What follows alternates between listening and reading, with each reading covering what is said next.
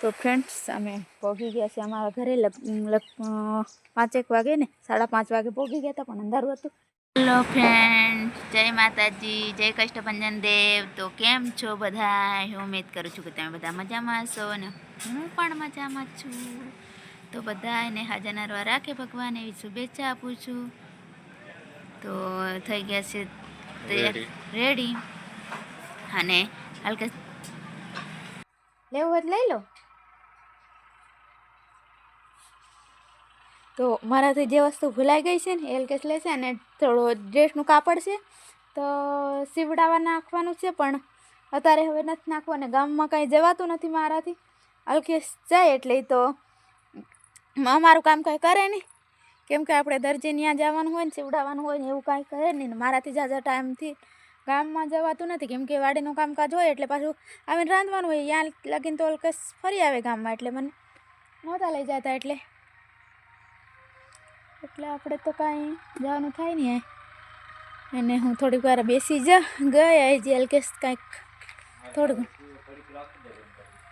એવું હવે બધાને ફોન કરી લઈએ થોડીક વાર અહીંયા બેસીને, કેમ કે આજુબાજુ મારા બેન નહીં રહેવાના છે, મારા ભત્રીજી પણ અમારી જોડે આવવાની છે, કેમ કે ભણવાનું મૂકી અને અહીંયા આવતી હતી.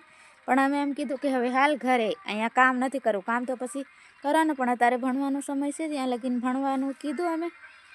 એટલે એને નિશાળે જવું નથી ગમતું એટલે અહીંયા આવતી રહી, મારે કામ કરવું છે એમ કહેતી હતી. પણ પછી મેં કીધું કે હાલ ભણવા જાજે એવું કીધું, એટલે હવે તૈયાર થાય એવું કીધું છે. મારા ભત્રીજાએ તો જોડે જોડે આવશે એ પણ નહીં, તો જોઈએ હવે આવે છે કે કીધું તો હશે, પણ હવે આવે કે નહીં એ તો ખબર નહીં. તો હવે ગામમાં જઈને મળીએ ને, ગામમાં જઈને મળીએ. હજી બાજરો લેવાનો છે ખરા? હે બાજરો મારું. તો ફ્રેન્ડ્સ હવે વાડિયાથી આવી ગયા છે ગામમાં. બસ આવે એટલે બસમાં બેસી જઈશું, સામાન બામાન બધું લઈ અને અહીંયા બેસી ગયા છે. બસ સ્ટેન્ડ કહેવાય ને, હાઈવે ઉપર બસ સ્ટેન્ડ પર આવી ગયા છે. તો હવે લીંબડી જઈને મળે. હા, લીંબડી જઈને અને ક્યાં જઈએ છે કહી દઉં ને. તો અમારે જવાનું છે ઘરે, અમારા ગામડે, કેમ કે મારી સાસુમાની તબિયત થોડી આમ રહેશે, બીમાર જેવા રહેશે અને મારા મમ્મી પણ બીમાર જેવા છે. તો મેં કીધું ખબર કાઢી આવીએ અને જો ટાઈમ થઈ ગયો ત્યારના ગયા નથી એટલે મળતા આવીએ એમને બધાને, એટલે જઈએ છીએ ને. અને પછી બહાર બીજે પણ જવાનું છે, થોડું ઘણું બીજું પણ કામ છે. તો તમે પણ વ્લોગમાં બન્યા રહેજો, જોતા રહેજો અમારા વ્લોગ, એટલે તમને બધી ખબર પડશે નહીં.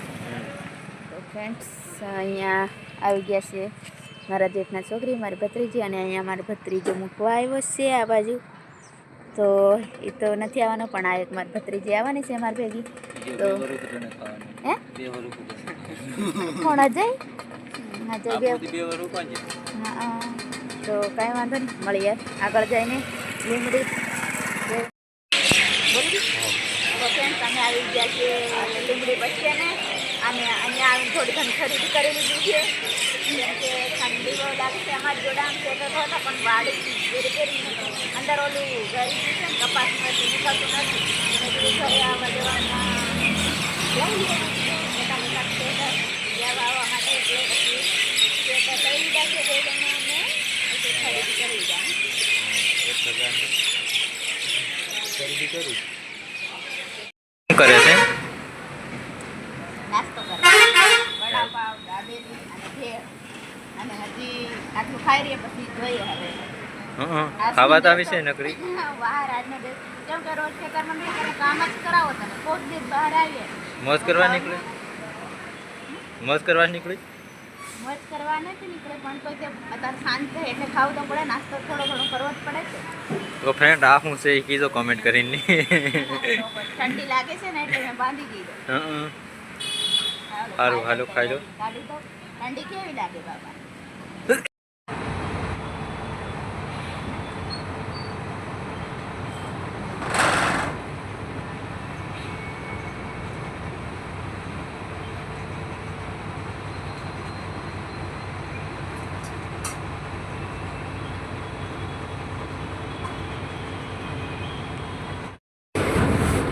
આપણે ફ્રેન્ડ પહોંચી ગયા છે ત્યારે અમદાવાદ અને અમદાવાદ હવે જઈશું દ્વારિયા. હજી બસ સ્ટેન્ડમાં નથી પહોંચ્યું પકડે બહુ છે.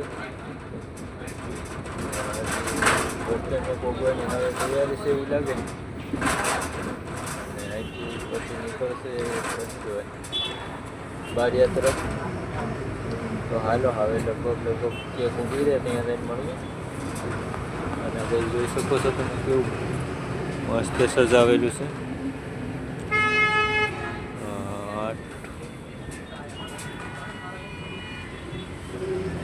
અમદાવાદ જો ભાઈ.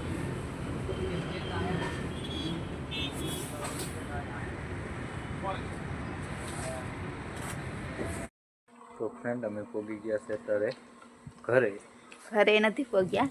આમ મીન્સ કે અહીંયા રસ્તો છે ને જાય ને ત્યાં અમારું ઘર આમ થોડુંક નજીકમાં જ કહેવાય કે ચોકડી પડે.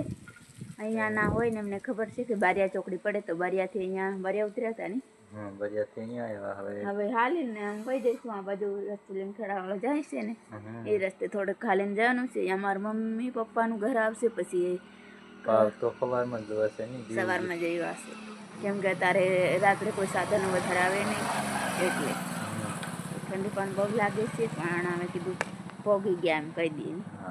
હાલો હવે નીકળીને ધીરે ધીરે હાલો. સામાન પણ થોડો કરતા ઝાઝો વધી ગયો ને આટલો બધો થઈ ગયો થોડોક જ લઈને આવ્યા હતા. હાલો હવે તો ફ્રેન્ડ્સ અમે પહોંચી ગયા છે અમારા ઘરે 5 વાગે ને 5:30 વાગે પહોંચી ગયા હતા. પણ અંધારું હતું એટલે કંઈ બ્લોગ શૂટ ન કર્યો. અને લાઇટ હોય પણ ઘરમાં જ હોય. અહીંયા તો વાડીમાં જ ઘરો હોય આવી રીતના કંઈક નળિયાવાળો ઘરો હોય તો આવી રીતના છે. પણ અમે તો બહાર ઊભા છે. આ બાજુ ટામેટીન રીંગણી ને એવું કંઈક છે ફૂલ છોડ ને એવું બધું વાવેલું છે. વાડીમાં જ આ બાજુ ઘરો હોય એટલે આવું કંઈક હોય. અને આવા કંઈક અમારા ઘર છે.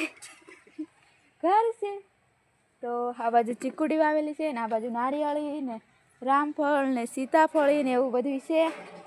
ડામરો તુલસી ને એવું. અને આ બાજુ ઉપર ભગવાનની ધજા ને એવું છે. કેમ કે અમારા દરેક ઘરમાં જે ઘર હોય ને બધે ઘરે એવું હોય. અને આ બાજુ મારા પપ્પાએ થોડુંક આમ લસણ વાવ્યું છે ને આટલું ઘરે ખાય એટલું. અને આ બાજુ ચણાનું વાવેતર છે. ઓલી બાજુ મકાઈ થોડાક આટલા ચણા અહીંયા વાવ્યા છે.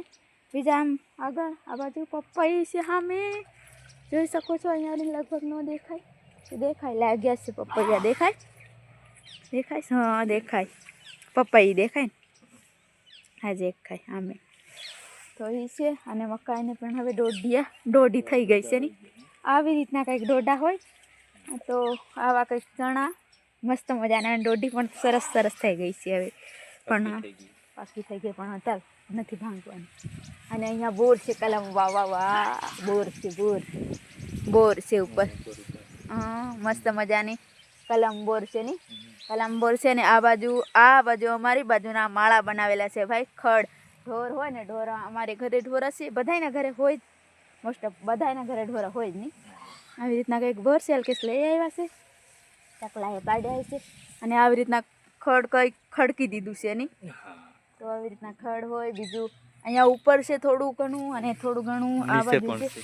આ બાજુ નીચે પણ છે અને આ બાજુ ખાટલા રાખેલા છે કેમ કે અહીંયા ભૂંડ બહુ આવી જાય છે મકાઈ ખાવા અને ચણા ખાવા ને એવું ખાવા માટે. એટલે અહીંયા ખાટલાને ઉઠાડેલું મસ્ત મજાનું છે. અને આ છે ભાઈ શું છે તમને કહું આ છે સીમળો છે. અને આને શું કહેવાય સીમળો નહીં આમ તો સીમળો પણ આને શું કહેવાય મેઢ કહેવાય મેઢ. આ સીમળાનું ઝાડ પણ ઝાડ નથી. આને લાવીને ચોપવામાં આવે જે ખડું કરે ને અમારી આ ખડું કરે ને વચ્ચે ડાંગર અહીંયા નાખી દેવાની હોય. પછી ઉપર બળદ હલાવવાના હોય. અમારે ઓલું શું કહેવાય આમ જોડવાનું ને એવું કરતા હોય મોટા ભાગે પણ બળદ હોય એટલે બળદ નાના છોકરા હોય તે આવી રીતના કંઈક હોય મેટ. અને અહીંયા આવી રીતના અહીંયા ડાંગર નાખી દેવાની ખેતરમાંથી વાટીને લાવીને નીચે પછી ઉપર બળદ આમ હલાવવાના. નાનું છોકરું આમાં ગોળ ફેરવવાના હોય. અને પાછળ નાના છોકરા કોઈ બી પાછળ હકાલે એટલે બળદ ગોળ ફરે એટલે ડાંગર થઈ જાય કેમ કમ્પ્લીટ જોડેલી હોય એમ. પછી ઉડાડી દે એટલે સરસ મજાની ડાંગર મસ્ત થઈ જાય ને ચોખ્ખી થઈ જાય. તો આવી રીતના કરવાનું હોય કંઈક. એને શું કહેવાય પગોર નાખે કહેવાય ને તો આવી રીતના કંઈક અમારી આ ખેતી કરતા હોય. તો કાઠિયાવાડમાં કંઈક અલગ ટાઈપમાં કરે ને અમારે અહીંયા અમારે આ મોટા ભાઈ એમ થોડું ઘણું જોડે પણ અમુક આમ બળદ નહીં કરે ને સારું થાય ખડ સારું રહે નહીં હાલો ઢોરાને ખાવાની મજા આવે પૂરો કરીએ ને? તો આજનો વ્લોગ અહીંયા પૂરો કરીએ. મળીએ નવા અંદાજમાં નવા વ્લોગ સાથે. કેમ કે આ વિડીયો તો હવે પછી વધારે લાંબો થઈ જાય એટલે પછી બીજું બધું હજી તમને બતાવીશ. અમારે સાસરેમાં જઈએ બતાવીશ અને બધું બતાવીશ કેવું કેવું હોય છે એ. તો જરૂર તમે અમારો બ્લોગ આવતો બ્લોગ પણ જોજો, જોવાની મજા આવશે નહીં. 2-3 દિવસના બ્લોગ હજી 2-3 દિવસ રોકાવાના છે, બહાર પણ થોડું ઘણું કામ છે, અહીંયા પણ જવાના છે. તો બન્યા રહેજો બ્લોગમાં. મળીએ નેક્સ્ટ વિડીયોમાં. ત્યાં સુધી બધા સ્વસ્થ રહો, મસ્ત રહો અને તંદુરસ્ત રહો.